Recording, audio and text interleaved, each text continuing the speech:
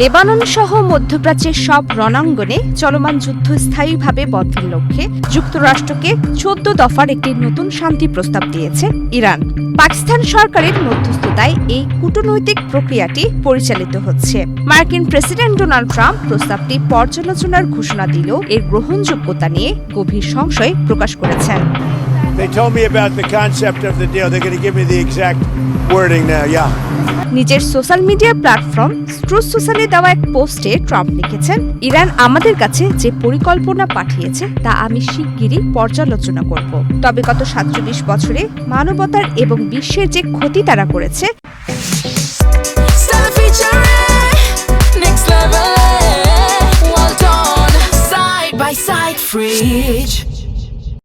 তার জন্য ইরান এখনো যথেষ্ট বড় মূল্য দেয়নি। তাই এই প্রস্তাবটি গ্রহণযোগ্য হবে বলে আমি কল্পনাও করতে পারছি না। ট্রাম্পের এই মন্তব্য দুদেশের উত্তেজনা নিরসনের সম্ভাবনাকে আরও ক্ষীণ করে তুলেছে।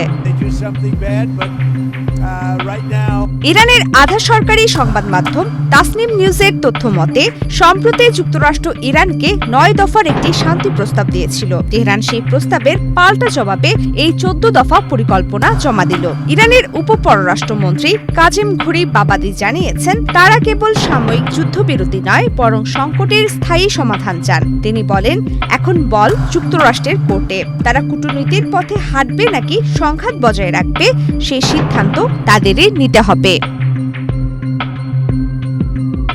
ইরানের দেওয়া এই নতুন শান্তি পরিকল্পনায় বেশ কিছু কঠোর শর্ত জুড়ে দেওয়া হয়েছে। সেগুলো হলো ভবিষ্যতে কোনো প্রকার সামরিক আগ্রাসন না চালানোর নিশ্চয়তা, ইরানের সীমান্তবর্তী এলাকা থেকে সব মার্কিন বাহিনী প্রত্যাহার, নৌ অবরোধ ও সব ধরনের আন্তর্জাতিক নিষেধাজ্ঞা প্রত্যাহার, বিদেশি জব্দ করা ইরানের সব সম্পদ ফেরত দেওয়া, লেবানন সহ সব ফ্রন্টে যুদ্ধের স্থায়ী অবসান।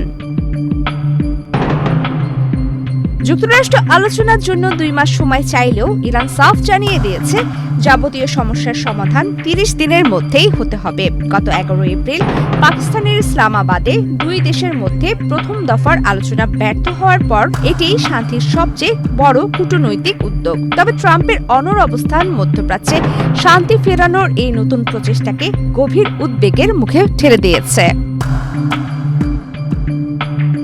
প্রমিতি প্রিয় ইসলাম, বাংলাদেশ প্রতিদিন।